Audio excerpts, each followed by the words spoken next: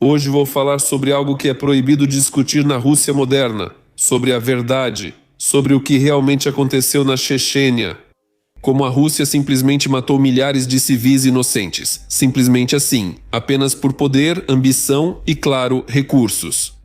Depois de assistir a este vídeo, você saberá tudo sobre a guerra na Chechênia, a verdade e nada além da verdade. Meu nome é Semyon, do Mega Show TV. Vamos começar!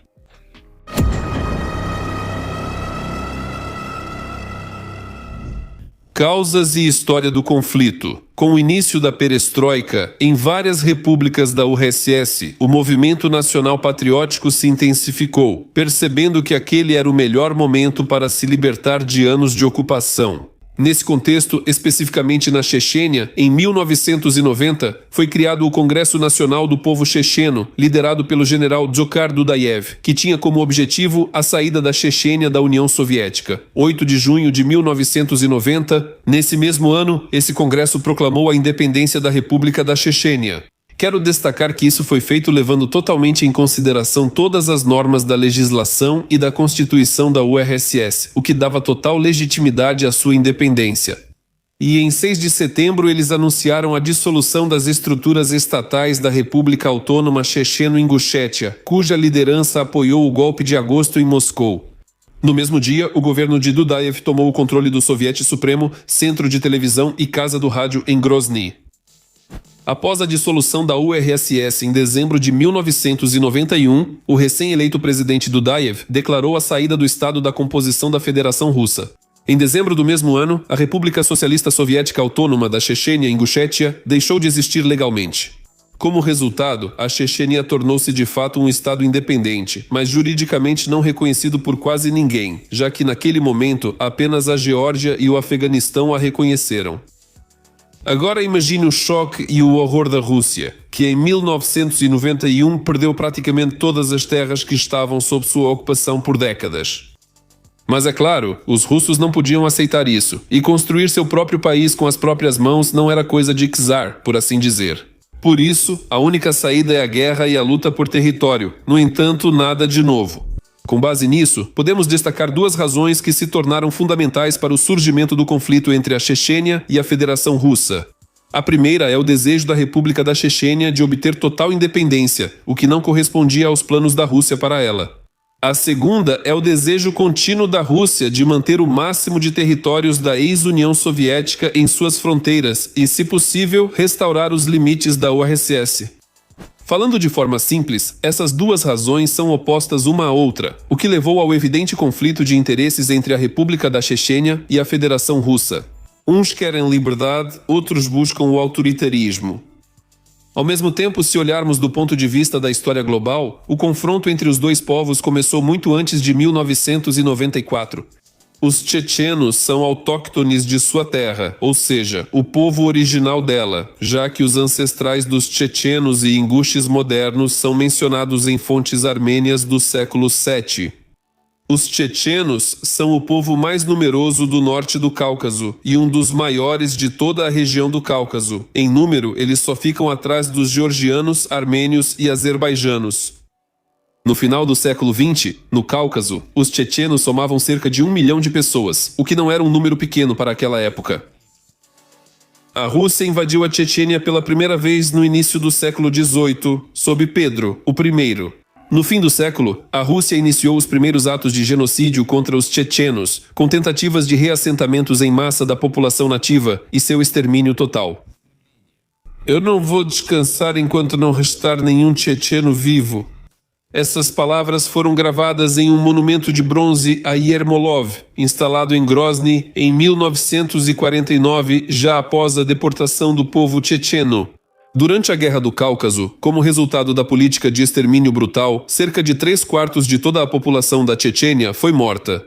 Mesmo assim, os territórios dos estados do Cáucaso foram conquistados pela Rússia. Fascismo? Não, nunca ouvimos falar. Hoje não vou falar sobre as deportações em massa, apenas porque temos um vídeo inteiro dedicado a esse assunto no nosso canal. Em 1991, após a declaração de soberania estatal, a RSSA Checheno-Ingush foi transformada em uma república da União. E depois, como já mencionei, com base em todas as leis e na Constituição da URSS, ela saiu da União Soviética e se tornou um Estado independente. Ela tinha todo o direito de fazer isso. Depois disso, a Chechênia se tornou o primeiro país a assinar um acordo para a retirada das tropas russas, antigas tropas soviéticas, de seu território. Com essas ações, a Rússia reconheceu juridicamente a independência da República da Chechênia, mas esse reconhecimento não durou muito, apenas 3 anos. E então a Rússia se lembrou de suas ambições imperialistas. O início e o curso da guerra. Por mais surpreendente que pareça, a Rússia chegou ao início da guerra do jeito de sempre. O curioso é que o governo daquela época não era idêntico ao que existe atualmente na Federação Russa. Disso pode-se tirar uma conclusão: o desejo de tomar o que é dos outros, o desejo de agressão para satisfazer suas necessidades, está no sangue dos russos. Isso é resultado de séculos de criação.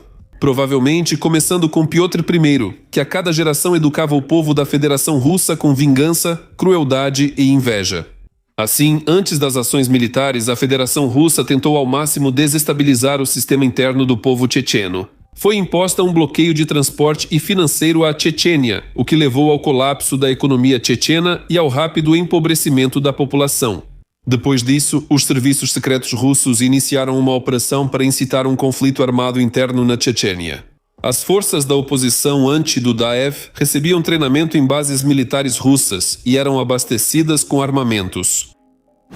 Apesar de as forças anti-Dudaev aceitarem a ajuda russa, seus líderes afirmavam que o confronto armado na Chechênia era exclusivamente um assunto interno deles.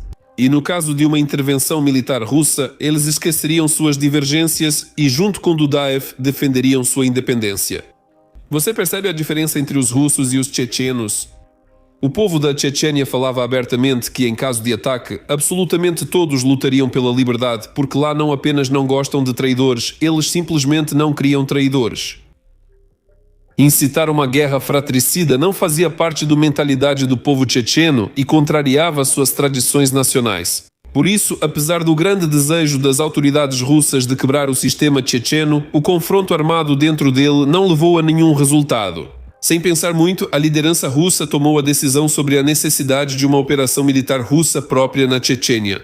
Vale destacar que não foi fácil para a Federação Russa, pois um grande arsenal da era soviética ficou na República Chechena. Além disso, os chechenos também criaram seu próprio exército regular e começaram a produzir seu próprio fuzil Boros. Por isso, a prontidão de combate da Chechênia era máxima. Não está claro por que os soldados desajeitados da Federação Russa se meteram nisso. Em 1994, o plano dos russos era exatamente o mesmo que a piada sobre Kiev: conquistar em 3 dias. E agora, pensem bem e ouçam o que vou dizer, porque este é um momento clássico de reescrita da história. Em 26 de novembro de 1994, os russos tentaram tomar Grozny de assalto, mas a tentativa deles fracassou. Como resultado do assalto mal sucedido, um grande número de soldados russos foi capturado e a participação da Rússia foi comprovada documentalmente. Mas o que vocês acham que as autoridades russas disseram? E aí ninguém adivinhou? Correto. Eles não estão lá. Não há tropas russas lá. São apenas os chechenos lutando entre si. É assim que agora a Federação Russa mente para seu povo, reescrevendo a história. Naquela época também contavam histórias dizendo que todos amam o mundo russo. Na reunião do Conselho de Segurança em 29 de novembro, antes de a Rússia, por assim dizer, atacar oficialmente a Chechênia, o ministro dos Assuntos Nacionais, Nikolai Yegorov, declarou que 70% dos chechenos supostamente apoiariam a entrada das tropas e receberiam alegremente os soldados russos, e os outros 30% seriam neutros. Onde está a lógica nisso? Como alguém pode ser russo e acreditar nessa bobagem? Se todos esperam tanto pelo mundo russo, então por que houve uma guerra tão brutal na Chechênia? Por que na Ucrânia nenhuma cidade recebeu os russos de braços abertos? Será que realmente os russos são tão cegos que não veem que nunca foram esperados por ninguém? Que sempre agiram apenas como criminosos comuns e saqueadores? Aliás, agora que falei sobre saqueadores e sobre os acontecimentos na Chechênia, me lembrei de um dos chamados bons russos de hoje em dia, ou seja, Alexander Nevzorov. Sim, é justamente aquele que agora critica duramente o Putin, mas que já foi seu homem de confiança. E sobre os acontecimentos de 1994 naquela época, ele dizia que era hora de retirar de circulação o termo entrada das tropas russas na Chechênia. Não podemos enviar tropas russas para o território russo. Engraçado, não é? E por que isso me veio à mente em conexão com o saque? Agora, as pessoas com bom senso vão entender a minha indignação. Nevzorov acha que a incorporação da Crimeia à Rússia é um verdadeiro ato de saque. Parece até bonito e soa convincente, não é mesmo? No entanto, depois ele mesmo diz que não vê nada de errado no saque, já que não é moralista. Ele diz que nunca se arrepende do que fez, e esse é o ponto-chave. Afinal, ele já aprontou bastante no seu tempo. Leia sobre o Movimento de Libertação Nacional Nashi. Por que estou dizendo isso? Ao fato de que eu não confio em pessoas como ele. Em algum momento, ele se voltou contra Putin, e consequentemente o sistema de Putin se voltou contra ele, e nada mais do que isso. Novamente, essa é apenas a minha opinião, e aqueles que ouvem e assistem Nevzorov podem discordar dele. Então escreva sua opinião nos comentários, o que você pensa sobre essa pessoa. Retornando à Chechênia. Em 30 de novembro, Yeltsin assinou o decreto para iniciar a operação militar. Novamente, não é guerra, e sim operação militar. Até 9 de dezembro, a Federação Russa pretendia bloquear totalmente a capital, Grozny. Até 13 de dezembro, capturá-la completamente e até 19 de dezembro tomar o controle de todo o território da Chechênia, contando com o efeito de intimidação. Sim, o país é relativamente pequeno, apenas 17 mil quilômetros quadrados, mas como podiam ser tão autoconfiantes? Claro que, no final das contas, na prática tudo aconteceu de forma diferente. O exército russo sofreu as primeiras baixas ainda fora da República da Chechênia, e os combates começaram muito longe de Grozny. Os russos só conseguiram iniciar o assalto à capital chechena na noite de Ano Novo, em 31 de dezembro, ou seja, 22 dias mais tarde do que o planejado. E então a Rússia simplesmente começou a bombardear a Chechênia. Bombardeios em tapete comuns, como os fascistas faziam na Segunda Guerra Mundial. Simplesmente jogavam bombas sobre cidades pacíficas, o que levou à morte de mais de 120 mil civis. Mais uma vez, a Rússia bombardeou cidades, o que resultou na morte de 120 mil pessoas. E para quê? Por causa do poder e das ambições imperiais, por dinheiro e território. Tudo como está acontecendo agora na Ucrânia. Tudo como ocorre agora na Ucrânia. Pessoas morreram durante uma série de bombardeios aéreos massivos, ataques de mísseis e artilharia que duraram semanas antes do principal assalto a Grozny. Os bombardeios foram os maiores desde o bombardeio de Dresden durante a Segunda Guerra Mundial. Só pense na escala desse horror. O plano do comando militar para capturar Grozny era avançar suas tropas em 4 colunas blindadas em direção ao Palácio Presidencial, durante intensos bombardeios, para então capturá-lo. O sucesso da operação dependia do fato de que todas as 4 colunas deveriam chegar ao ponto final ao mesmo tempo. Mas o plano fracassou completamente. As colunas blindadas russas foram detidas e bloqueadas pelos chechenos em diferentes áreas de Grozny. O ataque blindado, projetado mais para causar um efeito de intimidação, mostrou-se completamente impotente em condições urbanas. E a intimidação não fazia sentido. Os guerreiros chechenos bloqueavam os russos e quase sem resistência os destruíam, atirando nos blindados dos andares superiores das casas e dos porões, onde tanques e veículos blindados não conseguiam alcançar. Os pseudo-soldados russos, que sobreviveram após o ataque checheno, tentaram recuar cuidadosamente e assumir uma defesa perimetral nas casas. Mas até 3 de janeiro quase todos os russos morreram ou se renderam. Engraçado que os ministros russos da segurança escondiam a intenção de atacar Grozny e garantiam à sociedade e à Duma estatal que o conflito seria resolvido sem grandes perdas e agressão. Após uma derrota tão pesada na capital chechena, o chefe do serviço de imprensa do governo da Rússia reconheceu que o exército russo, durante a ofensiva de Ano Novo contra Grozny, realmente sofreu perdas em pessoal e equipamento. Mas, ao mesmo tempo, foi divulgada uma informação falsa de que as tropas da Federação Russa teriam tomado a cidade. Isso não te lembra nada? Os russos, pelo visto, decoraram esse texto ainda em 94 e até hoje continuam usando ele. Depois, tentando justificar o que inventaram, as tropas russas retomaram o avanço sobre Grozny. Houve combates de rua brutais na cidade. A artilharia funcionava o dia inteiro. Atiravam em tudo, tanto nos bairros civis quanto nas infraestruturas. Como resultado das operações militares em Grozny, cerca de 35 mil civis morreram, dos quais cerca de 5 mil eram crianças. Uma parte significativa dos mortos eram russos étnicos que, ironicamente, não tinham onde se esconder durante os bombardeios e ataques, porque, ao contrário da população local, tinham poucos parentes ou conhecidos na cidade. Como você pode ver, para a Rússia, destruir os seus próprios não é novidade. Eles faziam isso naquela época, faziam assim, e continuam fazendo até hoje. Só que agora eles destroem os seus de outra maneira. Simplesmente mandam seus próprios parentes para lutar na Ucrânia, onde 80 pseudo-soldados voltam em sacos pretos. Ano de 1995. Ainda sem alcançar resultados de combate na ofensiva contra Grozny, as tropas russas passaram para a próxima etapa da operação militar: estabelecer controle militar sobre todo o território da Chechênia. Com esse objetivo, a aviação de combate realizou bombardeios massivos. Durante o bombardeio das localidades chechenas de Chali, Bamut, Chechenyaul, Mekyurt, também foram realizados ataques a vilarejos da Ingushétia. Após a queda de Grozny, o exército russo continuou seu avanço em todas as direções.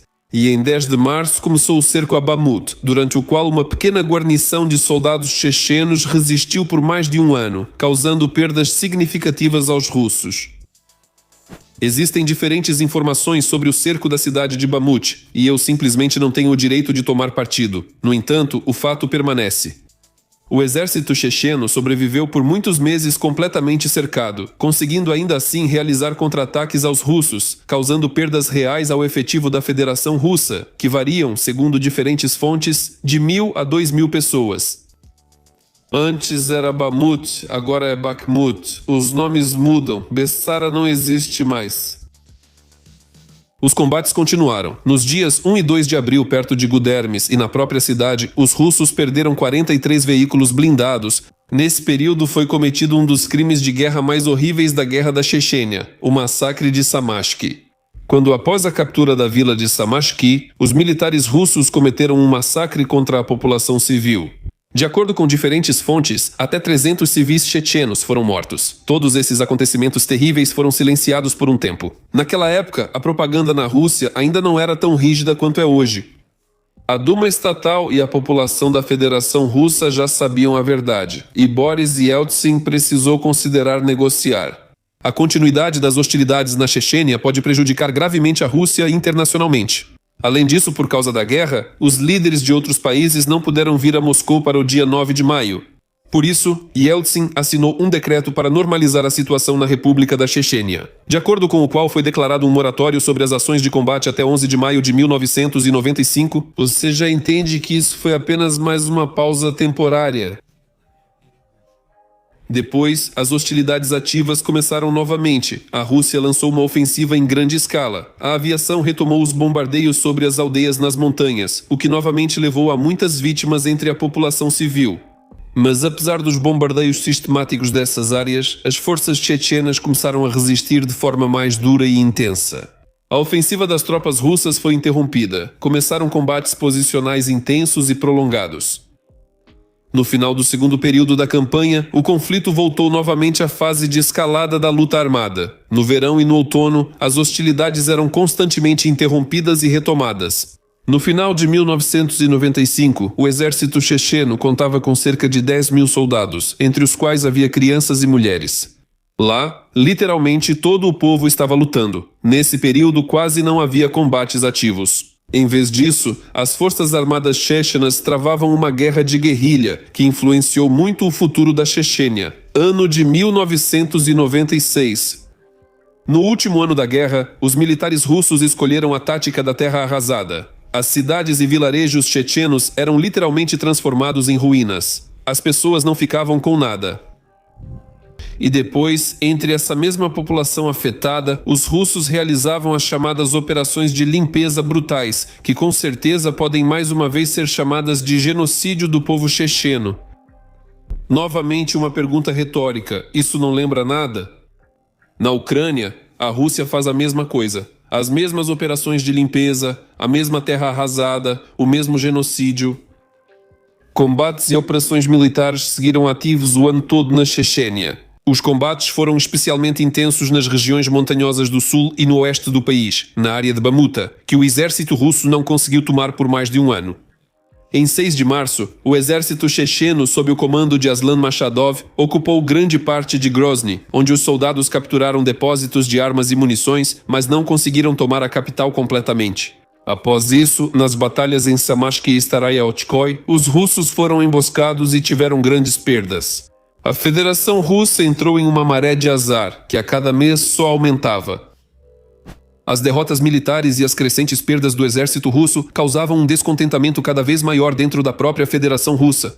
Na Chechênia, ao contrário, tudo caminhava para uma conclusão lógica do conflito e nem mesmo o assassinato do presidente da Ichkeria, Dzhokhar Dudayev, em 22 de abril de 1996, enfraqueceu a capacidade de combate do exército checheno.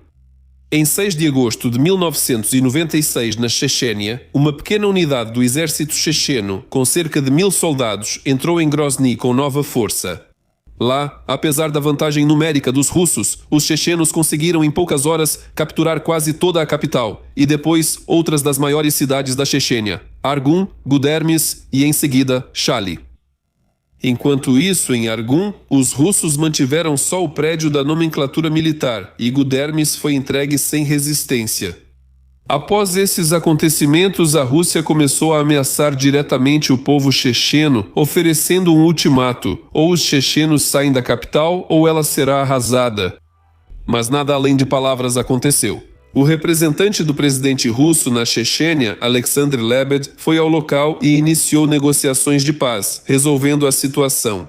A Rússia entendeu que não havia mais para onde cair. A cada mês, ela perdia cada vez mais dinheiro e reputação. Basicamente, tudo isso simplesmente deixou de ser vantajoso para ela.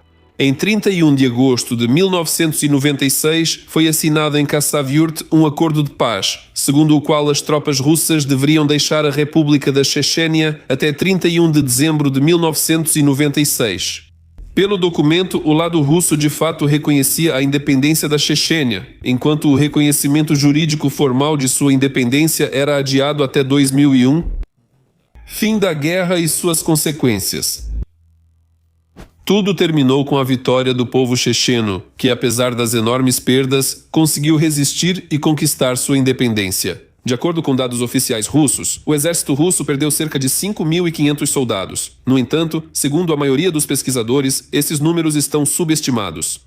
Muito provavelmente o número chega de 20 a 50 mil soldados russos mortos, que é o que a maioria dos pesquisadores independentes aponta. Existem informações de que a liderança russa não incluiu nas listas de baixas os militares contratados. Por isso, é muito difícil confiar totalmente nos números apresentados. As perdas do exército checheno, segundo dados oficiais chechenos, foram de cerca de 3.000 militares. Mas, novamente, esses números também podem estar subestimados porque não há informações sobre todos os mortos. As perdas civis na Chechênia chegaram a até 120 mil mortos, segundo estimativas. Além disso, mais da metade dos chechenos foi exterminada pelos russos de forma deliberada. As ações dos agressores são puro genocídio em sua forma mais cruel. As pessoas eram exterminadas simplesmente por existirem, como aconteceu em 2022 em Bucha, Irpin, Kherson, Mariupol e outras cidades ucranianas que viveram ou ainda vivem sob ocupação. Não dá para chamar de bom esse fim temporário da guerra entre a Rússia e a Chechênia. Qualquer guerra é feita de perdas e crimes, e qualquer vitória em uma guerra significa uma quantidade enorme de mortes e dificuldades. O pior de tudo é quando essa vitória acaba sendo de curto prazo, como aconteceu com a Chechênia. A Primeira Guerra Russo-Chechena terminou, na verdade, de forma muito desastrosa para a Chechênia. Apesar da independência conquistada, o país estava praticamente completamente destruído. Essa guerra é considerada uma das mais grandiosas dos últimos 100 anos. A Federação Russa simplesmente bombardeava massivamente e totalmente cidades pacíficas, tanto com aviação quanto por terra.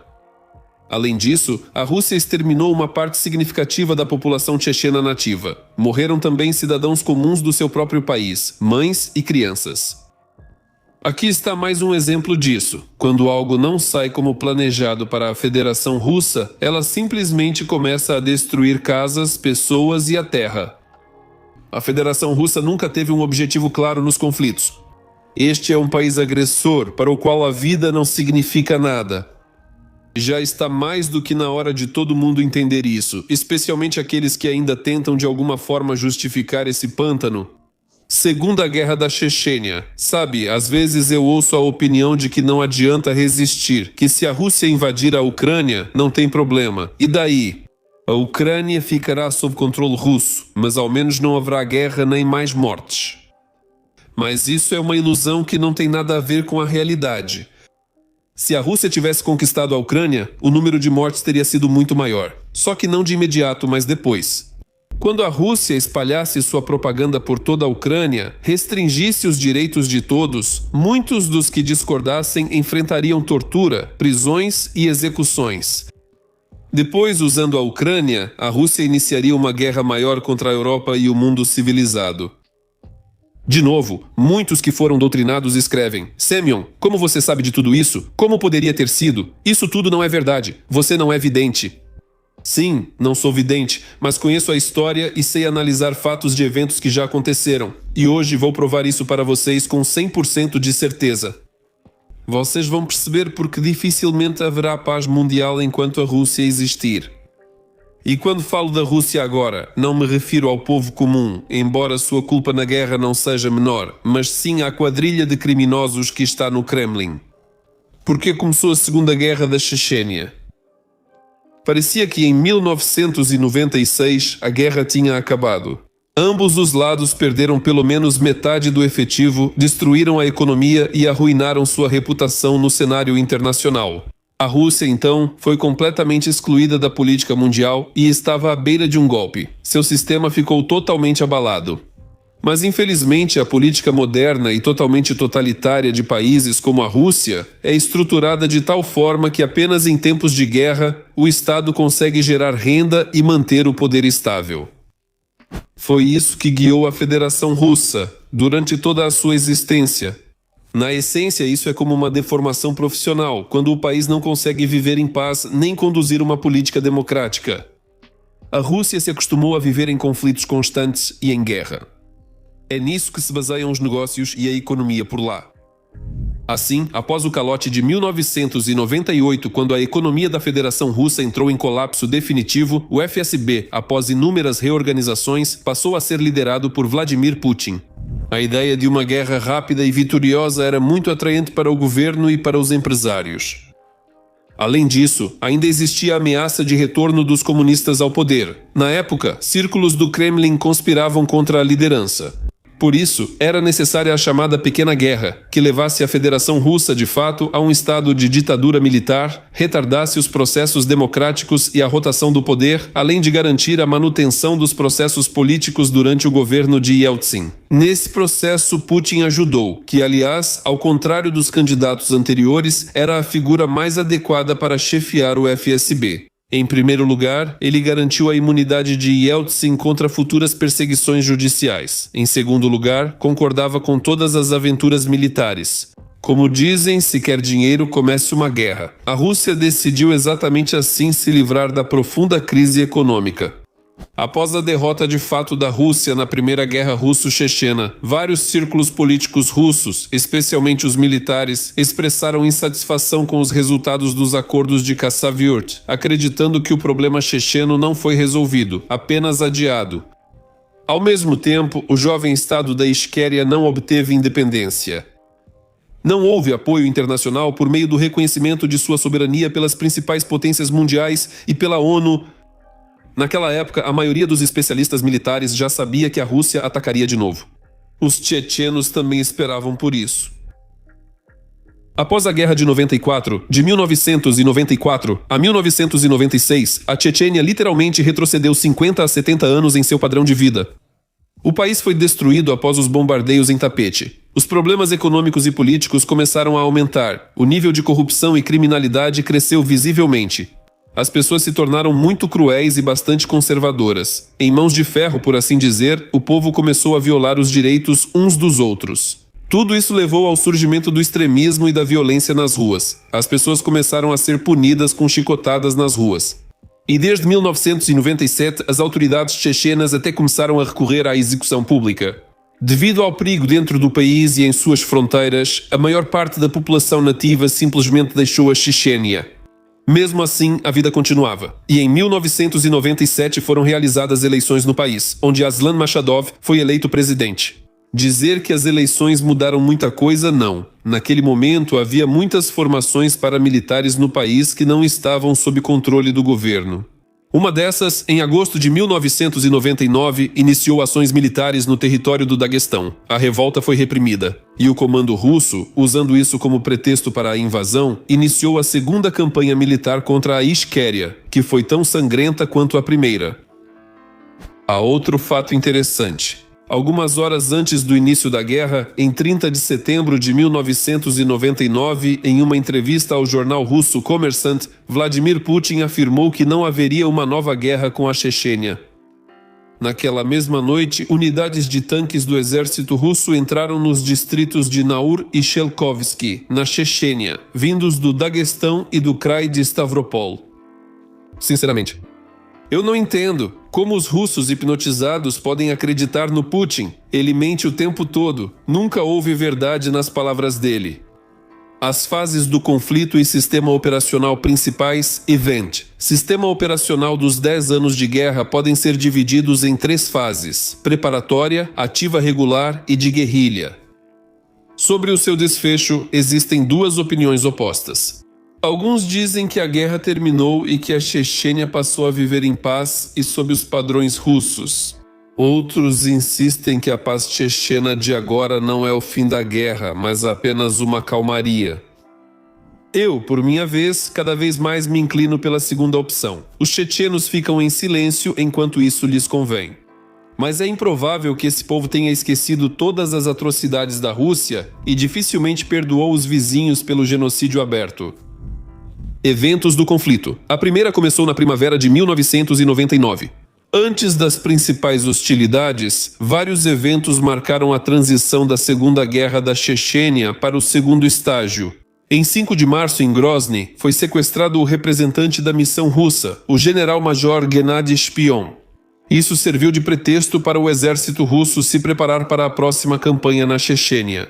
Em 7 de agosto houve uma escalada do conflito no Daguestão, na qual intervieram formações ilegais chechenas da Brigada Islâmica de Manutenção da Paz de Shamil Basaev.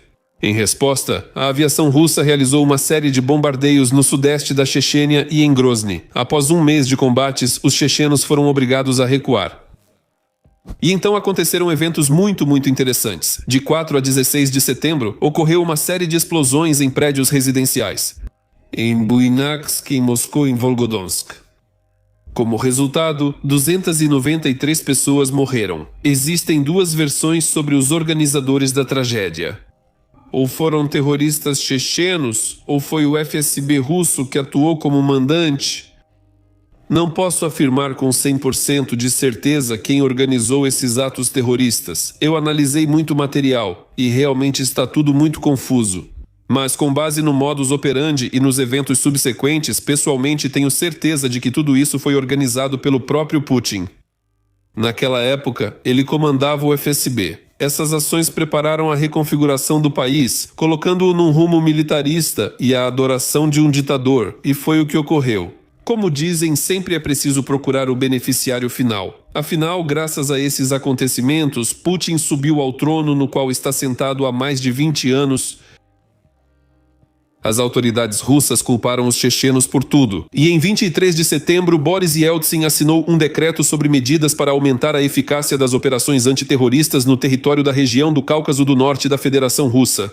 Em 29 de setembro, a Rússia apresentou um ultimato à Chechênia, exigindo a entrega dos organizadores das explosões. E no dia seguinte começou a operação ofensiva junto com bombardeios brutais das cidades chechenas. Essa é a lógica, e eu não entendo como alguém pode apoiar isso. Mesmo que em teoria, se suponha que as explosões realmente foram organizadas pelos chechenos e não pelo FSB da Rússia, e que o governo da Chechênia se recuse a entregá-los, por que começar a bombardear a população civil? Por que bombardear cidades e matar pessoas inocentes? Mas a Rússia não é um grande país, certo? Ela pode fazer isso por ter o direito do mais forte, não? Me lembre quem foi o último na história a agir assim?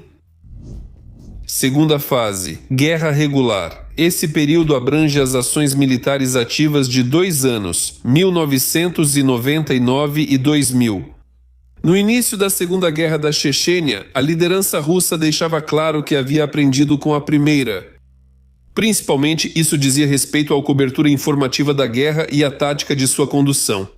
O número de tropas russas aumentou várias vezes. Entre elas, havia mais unidades experientes que também tentavam evitar perdas entre o pessoal.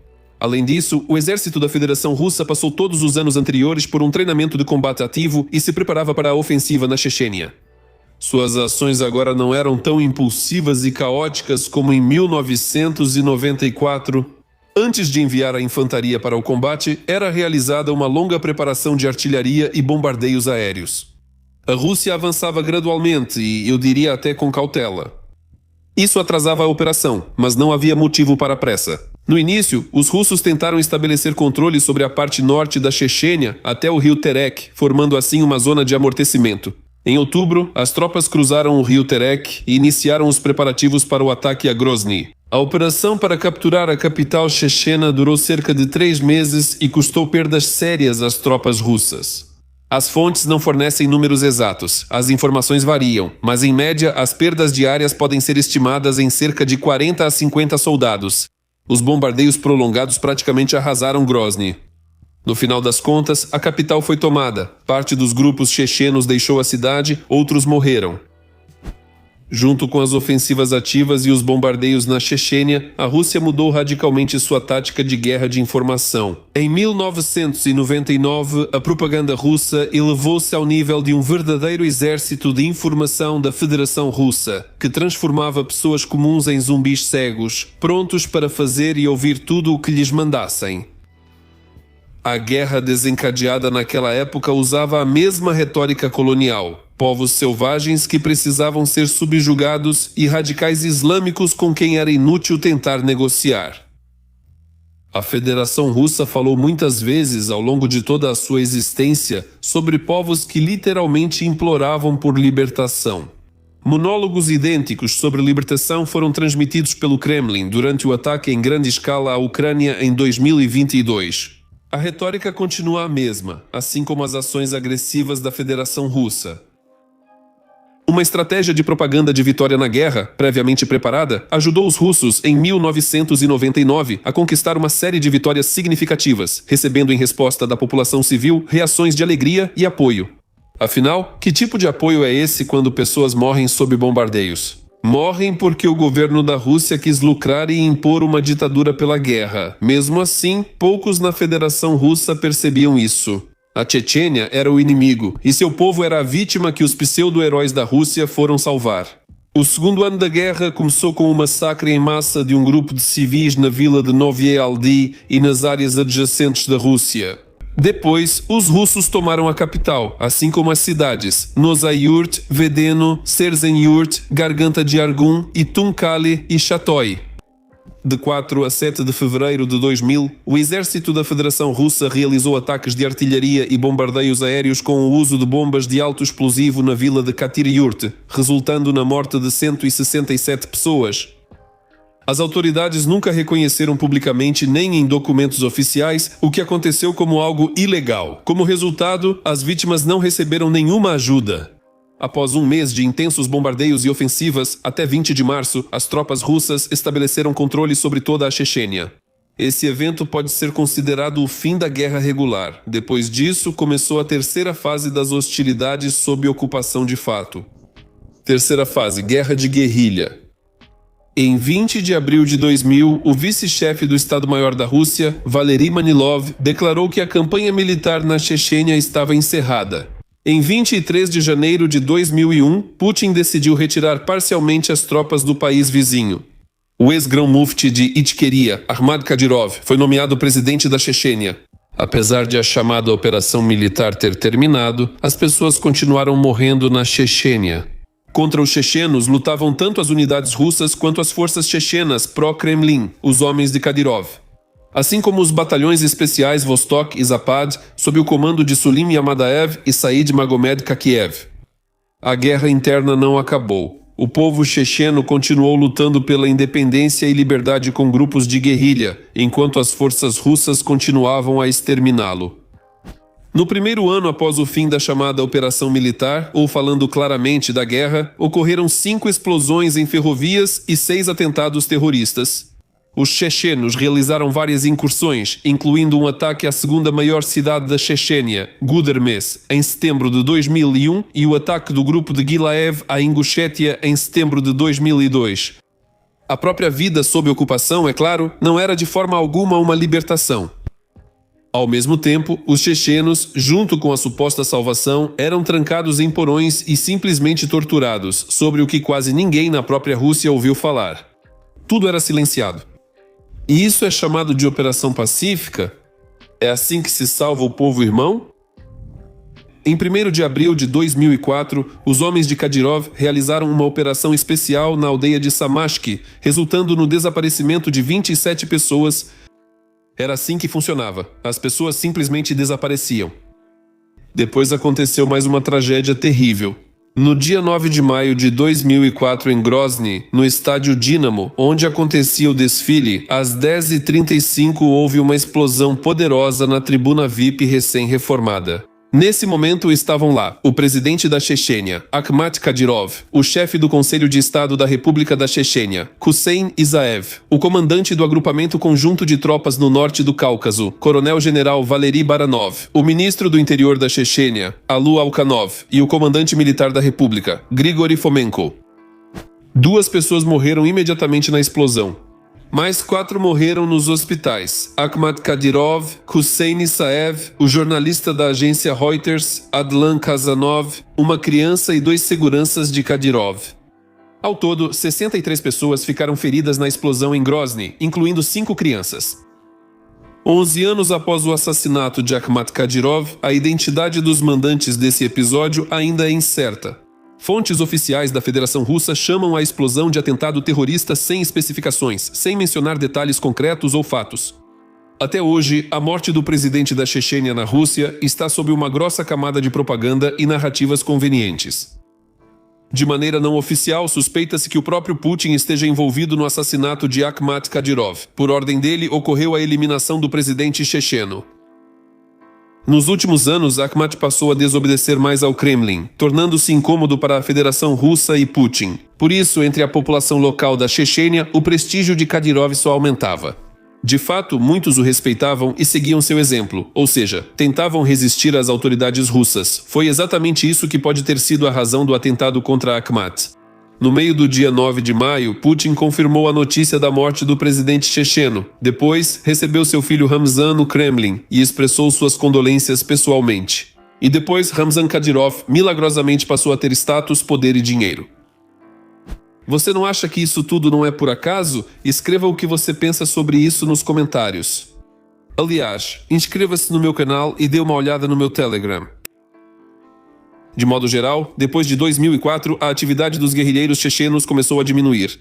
O ponto final na luta entre a Chechênia e a Rússia foi o assassinato de Aslan Maskadov pelos serviços secretos russos. Isso aconteceu em 8 de março de 2005 e foi o evento final da Segunda Guerra da Chechênia, que minou a possibilidade e a disposição dos chechenos de lutar contra as forças russas. Isso foi influenciado tanto pelos assassinatos brutais dos líderes chechenos, quanto pelo esgotamento do país, que os russos tentaram basicamente apagar completamente. Não havia nenhum sinal de libertação ou outras boas intenções por lá. Em 2006, Vladimir Putin declarou em uma coletiva de imprensa que já se podia falar sobre o fim da operação antiterrorista na Chechênia. Ainda assim, só 3 anos depois, Alexander Bortnikov, chefe do Comitê Nacional Antiterrorista, cumprindo ordens de Dmitry Medvedev, cancelou o regime de operação antiterrorista na Chechênia. De 23 a 25 de dezembro de 2008, ocorreu uma operação especial do Serviço Federal de Segurança e do Ministério do Interior na vila de Alkun, na Ingushétia. O comandante de campo Vakh Generaliev, que combatia tropas russas na Chechênia e Ingushétia desde 1999, foi morto lá. No total, 12 militantes foram eliminados. E quase um ano depois, a partir de 16 de abril de 2009, o regime da operação antiterrorista chegou ao fim. Não havia mais ninguém para lutar e resistir, e a própria Chechênia, após 10 anos, passou a adotar uma política mais branda. Tudo ficou temporariamente em silêncio. Sobre o que a Guerra de 10 anos silencia? O resultado da Segunda Guerra da Chechênia, ocupação total, Ichkeria. Ao mesmo tempo, é um erro pensar que, após 2009, a luta chechena pela liberdade parou completamente. Os chechenos precisavam de um tempo para se reorganizar. Após 10 anos de confrontos armados, não sofre apenas a economia, mas também o potencial militar. Apesar disso, nos 4 anos seguintes, ocorreram várias ações armadas de grande escala na Chechênia pela independência do povo checheno. Durante a Segunda Guerra da Chechênia, mais de 16 mil chechenos morreram e mais de 7 mil soldados russos. E os números sobre a população afetada por minas são simplesmente uma afronta ao povo checheno. É uma afronta à memória das vítimas da Rússia. Segundo dados oficiais da Federação Russa, cerca de 1000 pessoas morreram, mas na verdade, de acordo com pesquisas independentes, o número de mortos ultrapassa 25 mil. Depois, foram descobertos até 52 locais de sepultamentos em massa semelhantes àquele que os criminosos russos fizeram em Bucha. Segundo estimativas da Organização de Direitos Humanos, Anistia Internacional, a Segunda Guerra Russo-Chechena foi acompanhada de violações sistemáticas dos direitos humanos, incluindo execuções extrajudiciais e torturas. A maior parte dos crimes permanece impune, embora, em casos raros, as vítimas tenham conseguido receber indenização do governo russo por decisões do Tribunal Europeu. Durante a guerra, o exército russo criou centenas de campos de filtragem, que desde 1999 se tornaram muito comuns. Alguns deles até receberam o status de centros de detenção provisória, subordinados ao Ministério da Justiça, mas com status jurídico indefinido e sem fundamentos claros no Código Penal. A função desses campos era deter suspeitos que poderiam colaborar com o exército checheno. E esses suspeitos incluíam os próprios soldados, seus conhecidos e familiares. Eles podiam levar para o centro de detenção até mesmo alguém com o mesmo sobrenome de algum militar, sem nem sequer investigar quem era sua verdadeira família. Segundo o presidente da Associação de Psiquiatras da Chechênia, Musa Dalsaev, nos campos de filtragem ocorriam abusos sistemáticos contra os prisioneiros e suas execuções. Outra característica dos campos de filtragem era a ausência de documentos sobre a pessoa no campo, o que significava a possibilidade automática de ser levado para lá novamente. Em 23 de dezembro de 2001, havia mais de 800 campos e pontos de filtragem em funcionamento na Chechênia. O campo de filtragem mais famoso foi o Centro de Detenção Provisória em Chernokozovo, distrito de Naur, na Chechênia. Ele foi criado em 1999 com base em uma colônia correcional de regime fechado que havia sido desativada. Lá ocorriam violações sistemáticas dos direitos humanos, torturas, espancamentos, estupros e assassinatos. Os funcionários do centro de detenção eram contratados de Rostov, Volgogrado e Vladikavkaz. Segundo o relato de um dos ex-detentos, os guardas trabalhavam em 3 turnos. Eles nunca mostravam seus rostos. Por dia, os contratados recebiam cerca de 1000 rublos.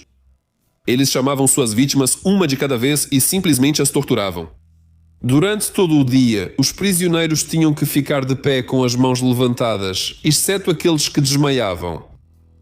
Os funcionários do campo também se divertiam soltando gás lacrimogêneo nas celas antes da chamada. Isso afetava principalmente a saúde das pessoas, especialmente dos aposentados e das crianças. Os funcionários do centro de detenção também organizavam a cobrança de resgate dos familiares dos presos. Se o resgate não fosse pago no prazo, os detidos sumiam sem deixar rastros ou eram transferidos para outra prisão na Federação Russa.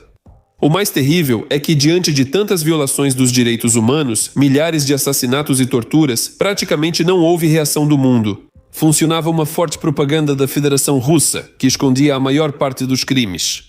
A liderança política russa, principalmente Vladimir Putin, cuja principal campanha eleitoral foi a pseudo-operação antiterrorista na Chechênia, justificava as ações dos militares russos. Segundo o Centro de Direitos Humanos Memorial e a Federação Internacional de Helsinki, até novembro de 2006 apenas alguns processos criminais sobre crimes de guerra na Chechênia chegavam ao tribunal. A maioria dos acusados foi absolvida, anistiada ou recebeu sentenças mínimas ou condicionais. No que diz respeito à tortura, até novembro de 2006, a Human Rights Watch tinha conhecimento de apenas um caso em que um funcionário foi condenado por violência contra prisioneiros.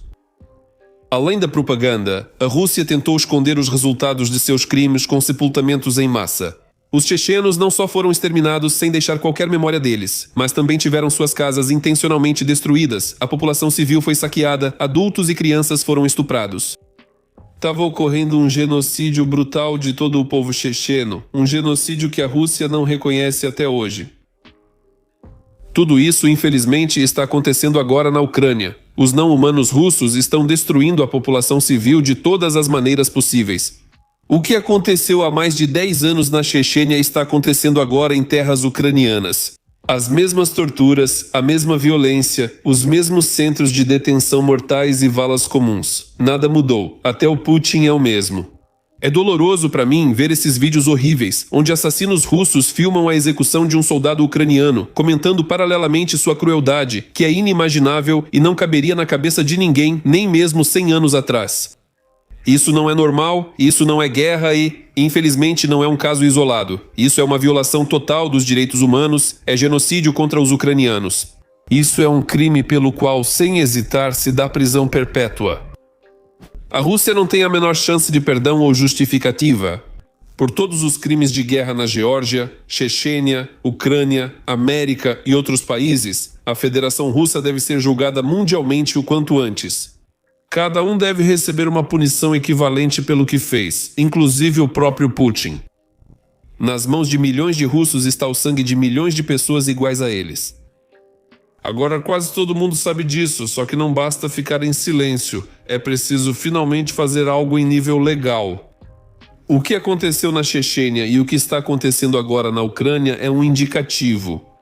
Essa é uma imagem para todo o mundo, que ainda sente pena dos bons russos e justifica o Kremlin. O sistema de Putin deve chegar ao fim. E isso vai acontecer muito em breve. Como um breve resumo, quero dizer, Ichkeria foi ocupada há 23 anos. Até hoje ela vive sob o poder russo e ainda está privada de sua liberdade legítima. Mas isso está longe de ser o fim da vida, o fim da história russo-chechena. A continuação certamente virá. Como dizem, a vingança é um prato que se come frio. Comente o que você sabe sobre a Segunda Guerra da Chechênia. E o que vocês acham quando o povo checheno vai se levantar novamente?